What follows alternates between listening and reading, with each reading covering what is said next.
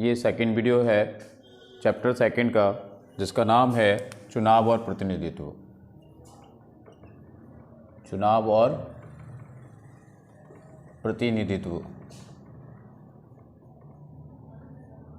ठीक है। ये अभी हमने इसमें जो पढ़ा है वो चुनाव आयोग के कार्य पढ़े हैं, चुनाव आयोग की संरचना पढ़ी और फिर प्रतिनिधि को हमने डिफाइन किया, प्रतिनिधि कैसे होते हैं हम प्रतिनिधि क्यों चुनते हैं, हमने ये पढ़ा। ये पहली वीडियो में था हमारी। आज हम जो पढ़ने जा रहे हैं वो लोकतंत्र पढ़ेंगे, लोकतंत्र के प्रकार पढ़ेंगे, ठीक है। लोकतंत्र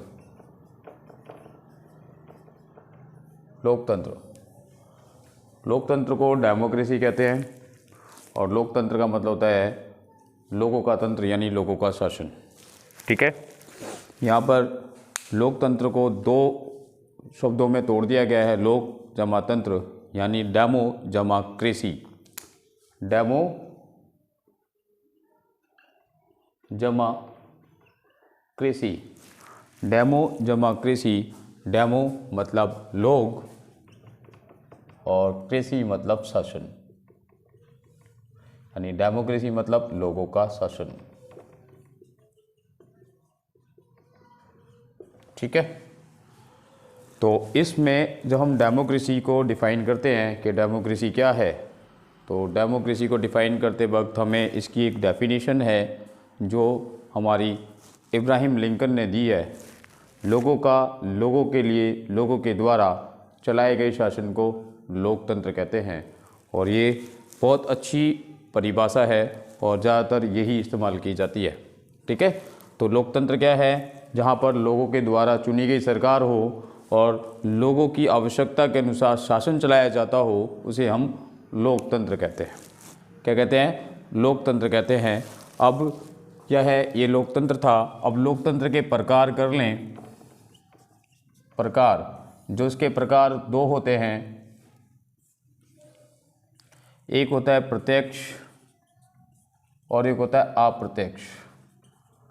ये प्रत्यक्ष मतलब है प्रत्यक्ष लोकतंत्र और अप्रत्यक्ष का मतलब है अप्रत्यक्ष लोकतंत्र। क्योंकि हम लोकतंत्र के बारे में बात कर रहे हैं तो ये लोकतंत्र ही चलेगा, ठीक है। समझ में आ रहा है ना बेटा कि लोकतंत्र के बारे में पढ़ रहे हैं तो प्रत्यक्ष लिख रहा हूँ तो इसका मतलब है प्रत्यक्ष लोकतंत्र है, अप्रत्यक्ष लिख रहा हूँ तो अप्रत्यक्ष लोकतंत्र है। ये प्रत्यक्ष लोकतंत्र वहाँ होता है जहाँ पर कम संख्या में लोग होते हैं और जहाँ पर लोगों से डायरेक्ट उनके बारे में पूछ लिया जाता है, उसे प्रत्यक्ष लोकतंत्र कहते हैं। जैसे मान लो हमारी 20 बच्चों की क्लास है, 20 बच्चों की क्लास में टीचर कहता है बताओ किसको मॉनिटर बनना है, तो पहले तो वो बच्चे मॉनिटर बनना है वो हाथ उठा लें। क्लास में अगर 4 बच्चे हाथ उठा लेते हैं कि हमें मॉनिटर बनना है, तो उन चारों के बारे में पूरी 20 क्लास की जो हमारी क्लास है 20 बच्चों की, तो उन 20 बच्चों से पूछ लिया जाएगा बेटा बताओ कि जो 4 बच्चे हैं वो ABCD हैं। 4 बच्चे जो हैं वो ABC और D हैं। तो पहले A के बारे में पूछा जाएगा 20 बच्चों से, बताओ कौन कौन है जो A को पसंद करता है कि हमारा A मॉनिटर बन जाना चाहिए। तो A के फेवर में मान लो A के फेवर में 10 लोग हाथ खड़ा करते हैं, B के फेवर में 15 लोग हाथ खड़ा करते हैं, C के फेवर में 20 लोग, है ना, 18 लोग हाथ खड़ा करते हैं और इसमें 12 लोग हाथ खड़ा करते हैं। तो इसमें जो C है वो जीत जाएगा और वो मॉनिटर घोषित कर दिया जाएगा। ये प्रत्यक्ष लोकतंत्र का एक छोटा सा उदाहरण है और ये तो एक मैंने कक्षा का उदाहरण दिया, हम इसे दूसरा उदाहरण दे सकते हैं, वो है हमारे गांव का। एक छोटा सा गांव होता है जहां पर वहाँ पर बहुत कम संख्या में लोग होते हैं और वहाँ का जो प्रधान होता है सबको नामों से जानता है, उनके धर्म के नाम से जानता है और उनकी जातियों के नाम से भी जानता है। क्यों? क्योंकि बहुत कम लोग होते हैं, उन्हें पता है कि ये पंडित जी हैं, ये ठाकुर हैं, तो उनको नाम से संबोधित कर सकता है प्रत्यक्ष लोकतंत्र में, क्योंकि कम संख्या में लोग होते हैं और उन्हें वो अच्छी तरह जानता भी है और उन्हें ऐसे पता कर सकता है, ठीक है। तो ये प्रत्यक्ष लोकतंत्र है। तो अप्रत्यक्ष लोकतंत्र क्या है? अप्रत्यक्ष लोकतंत्र वह है जहाँ पर जनसंख्या में लोग ज़्यादा होते हैं और जहाँ पर डायरेक्ट नहीं इनडायरेक्ट वे में, यानी जनता के द्वारा चुने हुए प्रतिनिधि उनको चुनते हैं, उसे हम अप्रत्यक्ष लोकतंत्र कहते हैं। ठीक है। अप्रत्यक्ष लोकतंत्र वह है जहाँ जनता अपने प्रतिनिधि भेजकर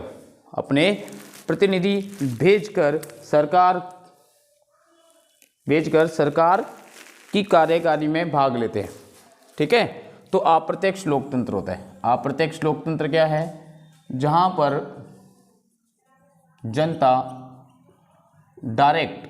डायरेक्ट मतलब प्रत्यक्ष रूप से भाग नहीं लेती है, जबकि उसके द्वारा चुने हुए प्रतिनिधि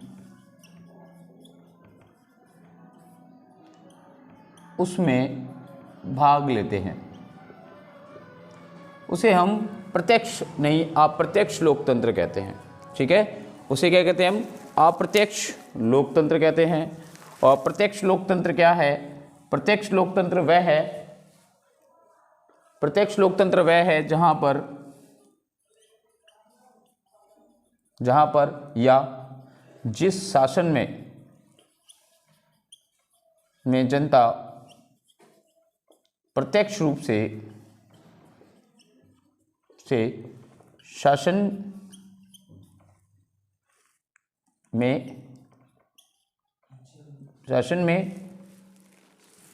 में या उसकी कार्यकारिणी में प्रत्यक्ष रूप से भाग लेती है। प्रत्यक्ष रूप से भाग लेती है। ठीक है बेटे, ये अप्रत्यक्ष लोकतंत्र का था और ये प्रत्यक्ष लोकतंत्र का है। ठीक है। मैं एक बार फिर बोल दूं कि प्रत्यक्ष लोकतंत्र वह है जहां पर जनता डायरेक्ट शासन की कार्यकारिणी में या शासन के कार्यों में भाग लेती है, उसे प्रत्यक्ष लोकतंत्र कहते हैं। इसका जो एग्जाम्पल मिलता है हमें यूनान के छोटे छोटे नगर राज्यों में मिलता था, जहाँ पर कबीला राज हुआ करते थे, छोटे छोटे कबीले राज हुआ करते थे, वहाँ पे प्रत्यक्ष लोकतंत्र का हमें उदाहरण मिलता है। अप्रत्यक्ष लोकतंत्र वह है जहाँ पर जनता डायरेक्ट शासन की कार्यकारिणी में या शासन के कार्यों में भाग नहीं लेती। उनके जो प्रतिनिधि होते हैं, जो जनता के द्वारा चुने हुए प्रतिनिधि होते हैं, वो शासन की कार्यकारिणी में भाग लेते हैं, जो जनता द्वारा चुने हुए होते हैं। ठीक है। कि चुनाव क्या है, इसे आप बताएं। चुनाव क्या है? चुनाव वह प्रक्रिया है जिसके द्वारा हम अपने प्रतिनिधि चुनते हैं, उसे हम चुनाव कहते हैं। चुनाव या निर्वाचन। ठीक है। चुनाव क्या है? चुनाव वह प्रक्रिया है जिसके द्वारा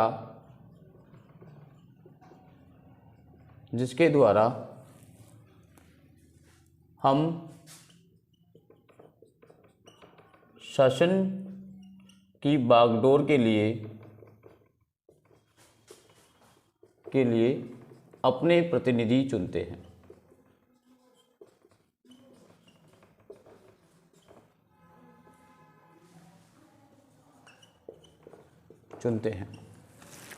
अब ये चुनाव कुछ चुनाव गुप्त चुनाव होते हैं, कुछ चुनाव ओपन चुनाव होते हैं, यानी खुले रूप से चुनाव होते हैं। गुप्त चुनाव वह चुनाव होते हैं जिसमें किसी को नहीं पता होता कि हमने किसे वोट दिया और किसे वोट नहीं दिया, उसे एक गुप्त चुनाव कहते हैं। और खुला चुनाव यानी खुला मतदान जिसमें सबको पता होता है कि किसने किसको वोट दिया है, उसे हम खुला चुनाव कहते हैं। अब ये चुनाव और लोकतंत्र क्या है? चुनाव और लोकतंत्र,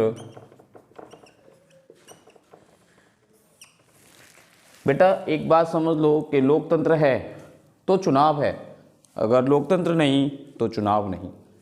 ठीक है क्योंकि लोकतंत्र मतलब लोगों का शासन होता है, और जहाँ पे लोगों की अगर कोई भी आवश्यकता या समस्या पूरी नहीं की जाती तो वहाँ पर वह शासन चलाने वाले अपने प्रतिनिधि को बदल देती है, और जब वो बदल देती है तो फिर से चुनाव होते हैं, है ना। तो हम कहें चुनाव और लोकतंत्र एक ही सिक्के के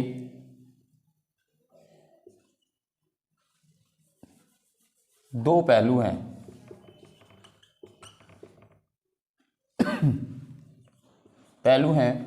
और एक के बिना दूसरे का कोई अस्तित्व नहीं है। क्या हम कहें कि उसका कोई औचित्य नहीं है।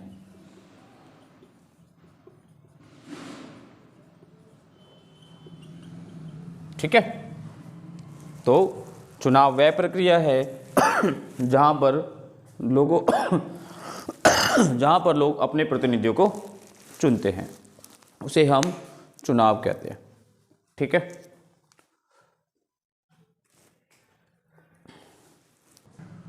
नेक्स्ट बेटे क्या है कि सर्वाधिक वोट से जीत प्रणाली। सर्वाधिक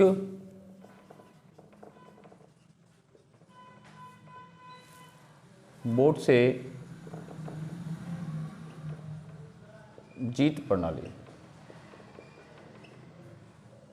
ठीक है, सर्वाधिक वोट से जीत प्रणाली।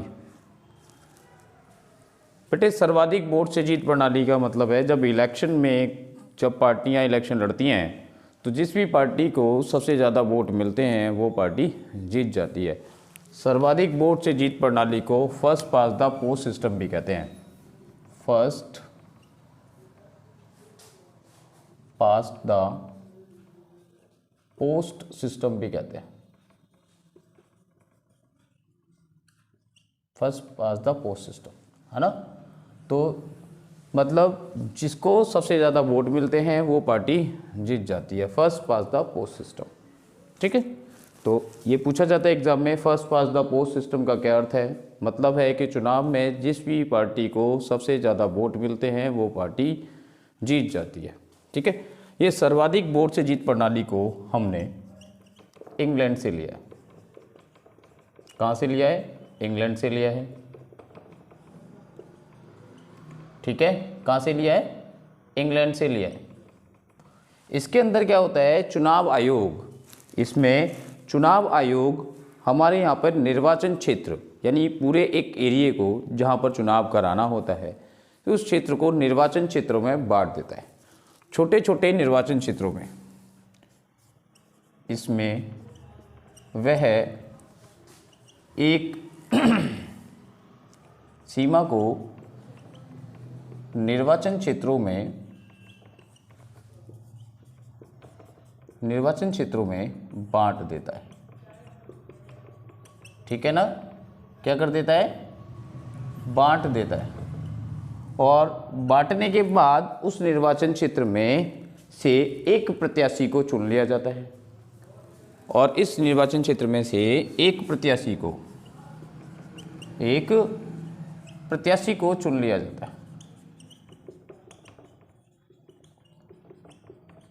ठीक है ना।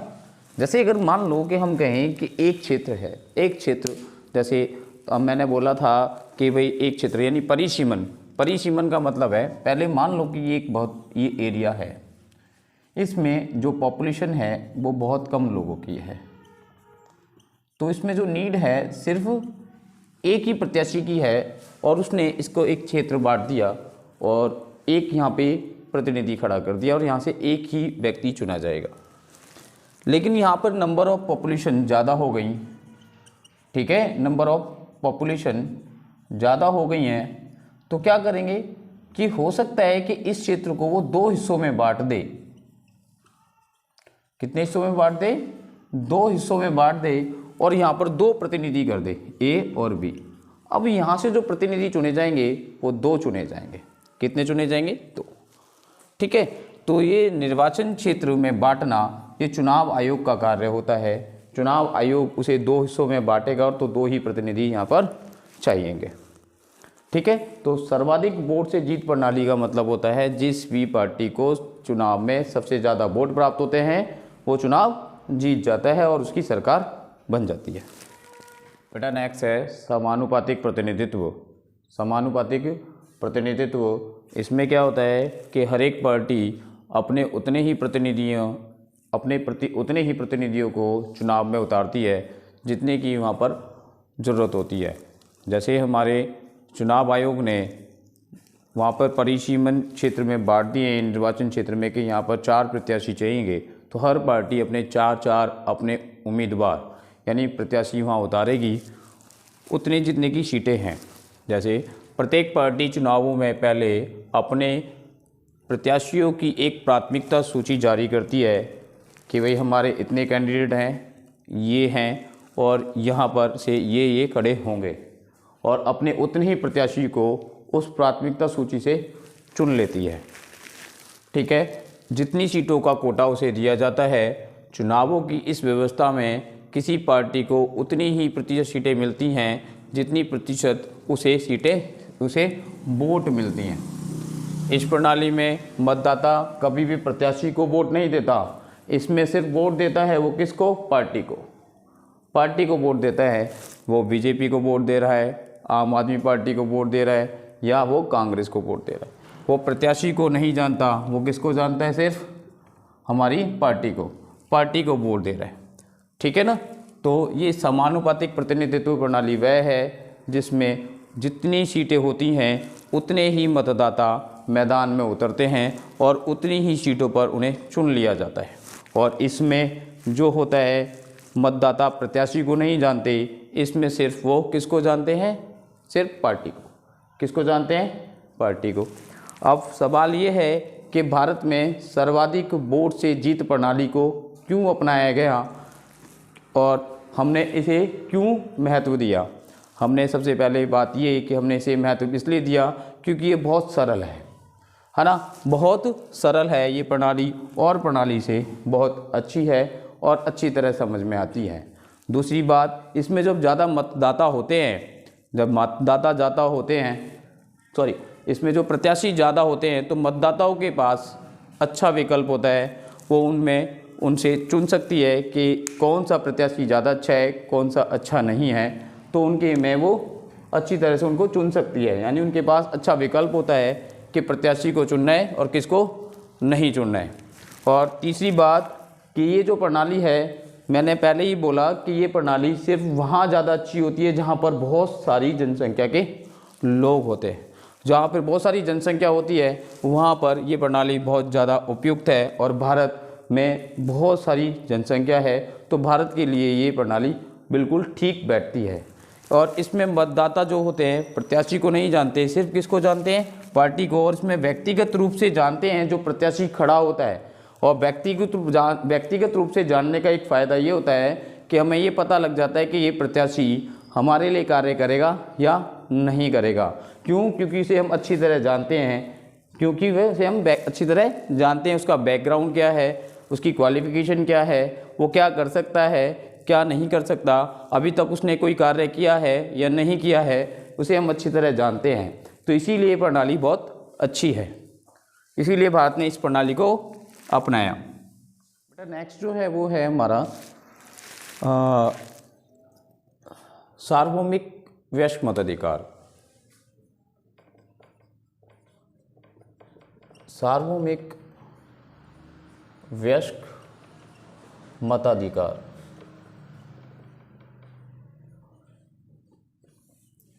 बेटा इसे समझने से पहले एक बात समझ लो कि जब हमारा संविधान बनाया जा रहा था, तो जो हम संविधान बना रहे थे, तो हमारे जो संविधान निर्माता थे, तो उन संविधान निर्माताओं ने बहुत सारे देशों के संविधानों का अध्ययन किया, और बहुत सारे संविधानों के अध्ययन करने के बाद जो जो बातें हमें अच्छी लगी वो हमने वहाँ से ली और अपने संविधान में डाल दी। और ऐसा नहीं है कि हमने जो अच्छी लगी वो डाल दी, नहीं, उनके बारे में विचार विमर्श किया गया, और विचार विमर्श ऐसा भी नहीं है कि सिर्फ 1 दिन चला, 2 दिन भी चला, 3 दिन भी चला, ठीक है। तो बहुत सारे जो प्रोविज़न हमने लिए, यानी जो बहुत सारे प्रावधान हमने लिए और अपने संविधान में डाले, तो उनमें से एक ये भी था सार्वभौमिक वैश्विक मताधिकार। सार्वभौमिक वैश्विक मताधिकार जब आया तो इस पर किसी ने भी किसी प्रकार की कोई आपत्ति नहीं की। सार्वभौमिक वैश्विक मताधिकार पास कर लिया गया, पास कर लिया गया बिना किसी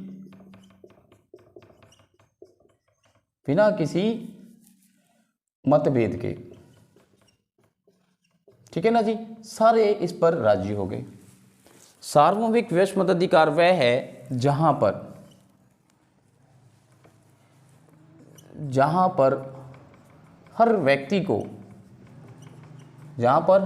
को चाहे वह किसी भी धर्म, जाति, भाषा, रंग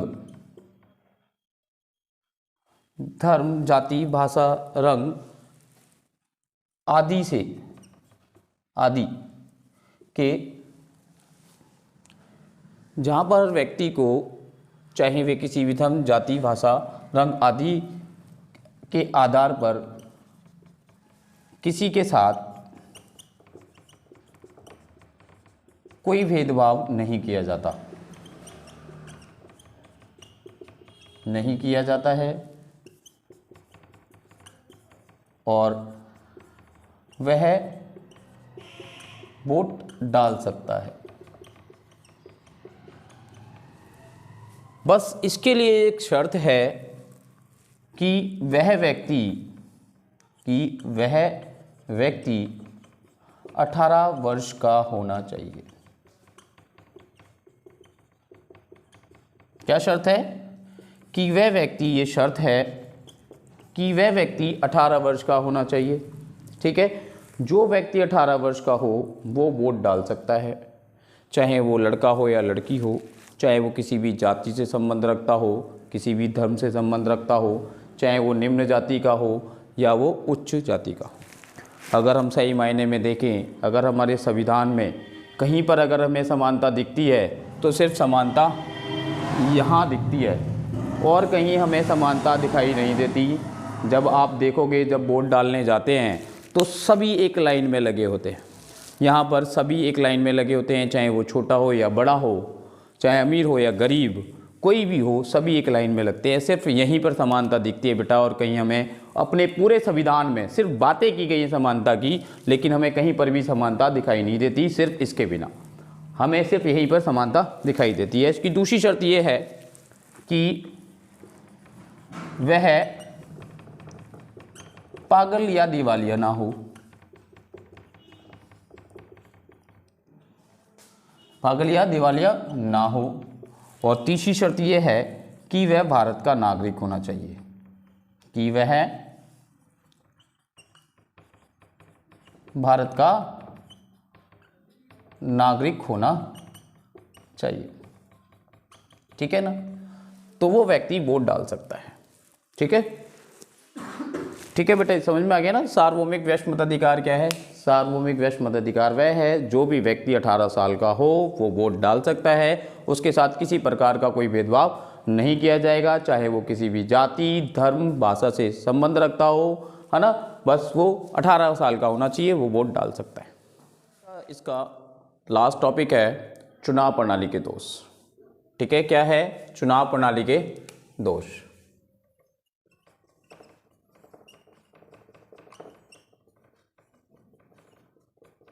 चुनाव प्रणाली के दोष बेटे, कोई भी चुनाव प्रणाली या कोई भी प्रणाली समय के साथ साथ बदलती रहनी चाहिए, क्योंकि कोई भी प्रणाली जब तो ठीक होती है लेकिन समय के साथ साथ उसमें दोष आने शुरू हो जाते हैं। ऐसे ही ये जो चुनाव प्रणाली है इसमें भी कुछ दोष हैं, और भारत में इस चुनाव प्रणाली में जो दोष हैं उन्हें दूर करने की कोशिश लगातार की जा रही है ना, लगातार की जा रही है। लेकिन फिर भी इस प्रणाली में कुछ दोष हैं, तो उन दोषों को हमने देखना है। वो दोष हैं क्या? पहला जो दोष है वो है हमारा धन का ज़्यादा मात्रा में खर्च होना, धन का ज़्यादा मात्रा में खर्च होना पहला इसका ये है। ठीक है, फिर दूसरा चुनाव प्रणाली का पहला दोष जो है वो है कि धन का ज़्यादा मात्रा में खर्च होना। दूसरा, वोटों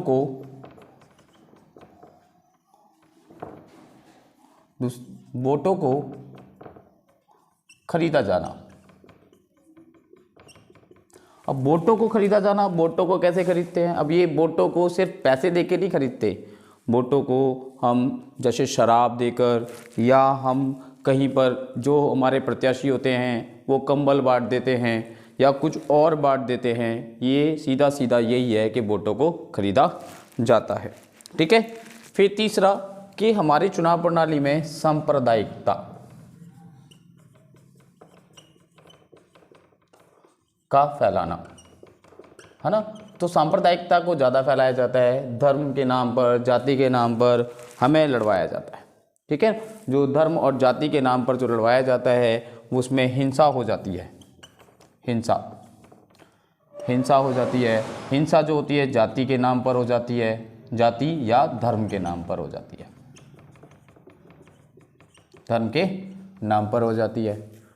ठीक है, फिर इसमें क्या है कि अगर हम देखें और हमारी चुनाव प्रणाली में जो हमारे प्रत्याशी होते हैं वो जो उनका जो बैकग्राउंड होता है वो अपराधीकरण का होता है। क्या है?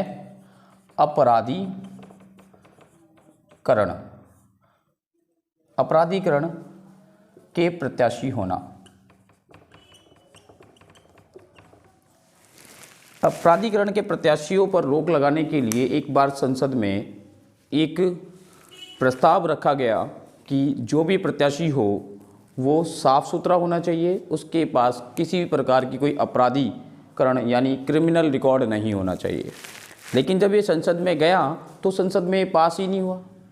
ठीक है, जब संसद में पास ही नहीं हुआ तो क्या करें, क्योंकि कोई भी आज ऐसा नेता नहीं है जो अपराधीकरण से ना जुड़ा हो, इसीलिए ये पास नहीं हुआ।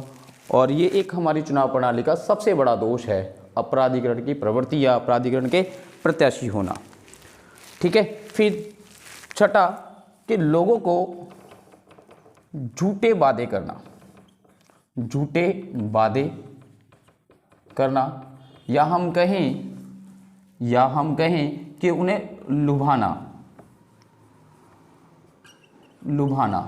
हम उन्हें लुभाते हैं यानी लालच देते हैं कि हम आपके लिए ये कर देंगे, हम ऐसा कर देंगे, ठीक है ना, ये कर देंगे, मगर ऐसा कुछ करते नहीं हैं।